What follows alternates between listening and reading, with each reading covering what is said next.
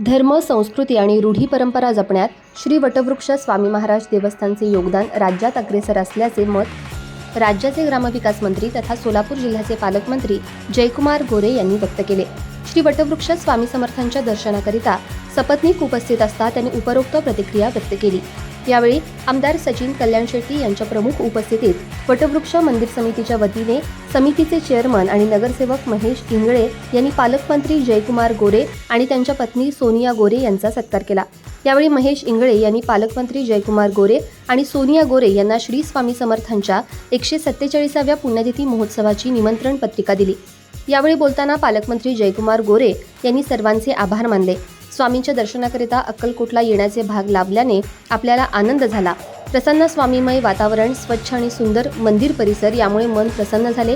वटवृक्ष देवस्थान हे स्वामी समर्थांचे मूळ जागृत देवस्थान आहे। येथे स्वामींचा सहवास साक्षात अनुभवता आल्याचे सांगून भविष्यातही वटवृक्ष देवस्थान समितीने स्वामी भक्ती प्रचार प्रसार कार्याबरोबरच धर्म संस्कृतीच्या रूढी परंपरा नियमितपणे जपाव्यात असे सांगत मंदिर समितीच्या कार्यास शुभेच्छा दिल्या।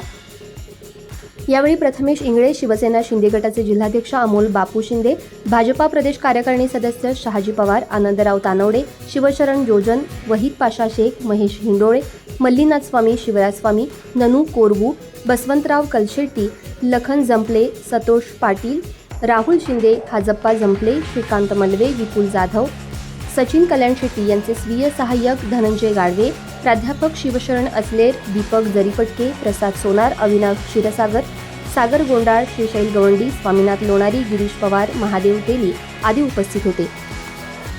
भीमा तीर न्यूजसाठी विश्वनाथ राठोड, दुधनी, अक्कलकोट, महाराष्ट्र।